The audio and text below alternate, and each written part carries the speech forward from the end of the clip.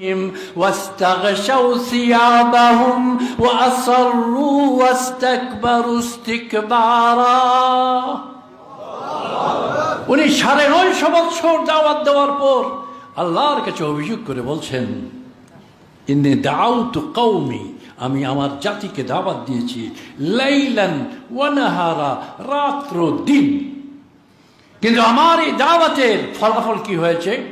কুল্লামা দাউতুহুম, যখনই আমি তাদেরকে ডেকেছি, দাওয়াত দিয়েছি, লিতাগফির লাহুম, তোমার ক্ষমা নেওয়ার জন্য, জালু আসাবিআহুম ফি আযানিম, এরা কানে আঙ্গুলি ঠেসে দিয়েছে জাতি কথা না শুনে।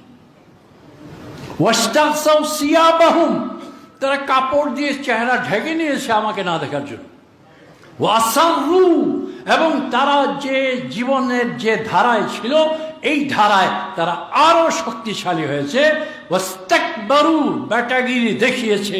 ইস্তিকবারা, যেমন বেটাগিরি দেখানো যায়। আমি এই আয়াত কেন তেলাওয়াত করলাম আজকে বলেন তো দেখি।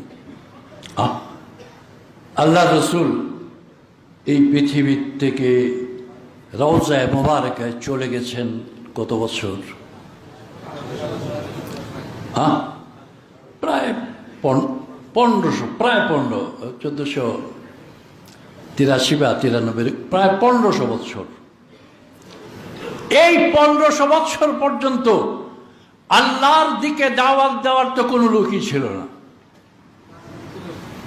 কথা কয় না কেউ? কি আল্লাহর রসুল শেষ রসুল হিসাবে এই পৃথিবী থেকে বিদায় নিয়ে যাওয়ার পূর্বেই এই দায়িত্ব সমর্পণ করে গিয়েছেন। বিদায় হজের ওই বাণীর দিকে লক্ষ্য করুন। দায়িত্বের মূল বিষয়বস্তু দুটা রেখে গেছেন। কয়টা? দুটা। তারাকতু ফীকুম আমরাইন লান তাদিল্লু মা তামাসসাকতুম বিহিমা, কিতাবাল্লাহ ওয়া সুন্নাত রাসূলি। আল্লাহ রাসূল বলেন, আমি ছেড়ে যাচ্ছি, রেখে যাচ্ছি তোমাদের মধ্যে দুটি বিষয়, একটি আল্লাহর কিতাব, আরেকটি এর ব্যাখ্যা আমার হাদিস।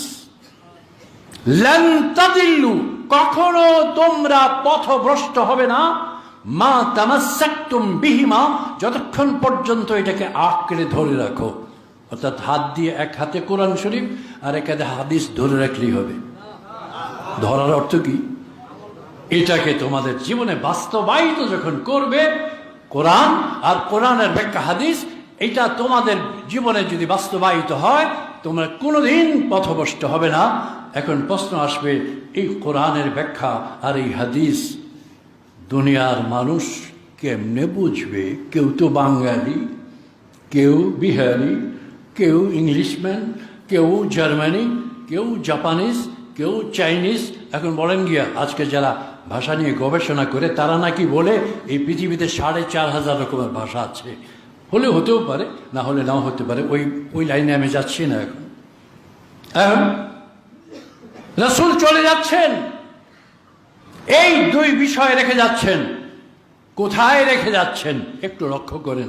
আমি আজকে এই জন্য বলছি, আজকে আমরা মুসলমানরা এত বিভক্ত হয়েছি। বিভক্ত বুঝেন তো? একবারে একসাথে বিভক্ত, টুকরা টুকরা, এক বাড়ির মধ্যেই অনেক বিভক্ত, এক জনগোষ্ঠীর মধ্যে অনেক বিভক্ত। এত বিভক্ত যে মুসলমানের মতো এত বিভক্ত বোধহয় আর খুব কম হয়েছে।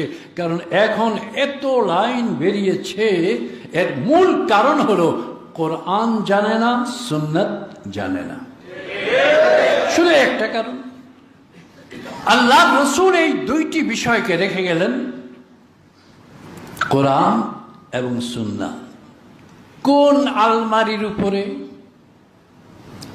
আলমারি বুঝেন তো নাকি? বুক সেলফ, কি বলবেন আপনাদের ভাষায়?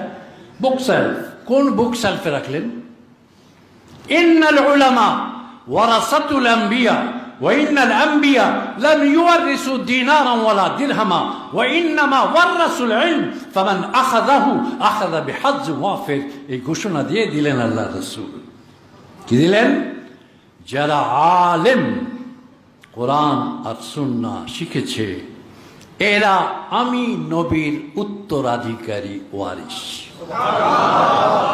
ওয়ারিস শব্দ যখন ব্যবহার করেছেন, স্বাভাবিকভাবেই আমরা বুঝি ওয়ারিস টাকা পয়সার ব্যাপার না, বাপটা কবে মরবো আর আমি পাইবো, আছে না এমন ফুট কিছু। তো মিরাসের মধ্যে ধন সম্পদের চিন্তা ভাবনায় আসে, আল্লাহ রসুল তা কেটে বলে দিচ্ছেন, ওয়াইনাল আম্বিয়া, নবীরা লাম ইউরিসু দিনারা ওয়ালা দিরহামা, এরা যখন চলে যান কোনো অর্থ, দিনার দিরহাম, সোনা রূপা রেখে যান না। এদের উত্তরাধিকারের বস্তু ওয়ার রাসূল ইলম। ইলিম বুঝেন কিনা? হ্যাঁ, ইলিমের তো এখন ব্যাখ্যা চলে অনেক ব্যাপক। কি ইঞ্জিনিয়ারিং ইলিম, ডাক্তারি ইলিম, বৈজ্ঞানিক ইলিম, রাজনৈতিক ইলিম, সব ইলিম নাকি? এখানে কি যারা আরবি তো গ্রামার অনেকেই পড়েন নাই, যে আল লাগানো হয়, এটা একটা অনেকগুলো জিনিস হতে পারে, এর মধ্যে একটাকে নির্দিষ্ট করার জন্য এটাকে বলা হয় আলিফ লাম লিল আহদ। লিল আহদের মধ্যে আবার দুই রকম, আহদে জেহনি, আহদে খারিজি। ওই আমাদের পড়া যদি আপনাদেরকে শুনাই, বাবা রে বাবা, এই পড়ার দরকার নেই আমার। তো বলছিলাম ইংলিশ পড়া, ইঞ্জিনিয়ার হওয়া বড় সহজ, বড়, কারণ এগুলো তো বস্তুর উপর, আর আমাদের এগুলা বস্তুর উপর নয়, এর আরো ঊর্ধ্বে। তো বলছিলাম ওয়াইন্নামা ওয়াররাসু আল ইলম, নির্ধারিত ইলম। আর ওই নির্ধারিত ইলম কি? নবীর ইলম। কার ইলম? নবীর ইলম। আর নবীর ইলম কোন দুইটা? কোরআন সুন্নাত। নবী হয়েছেন কোরআনের মাধ্যমে।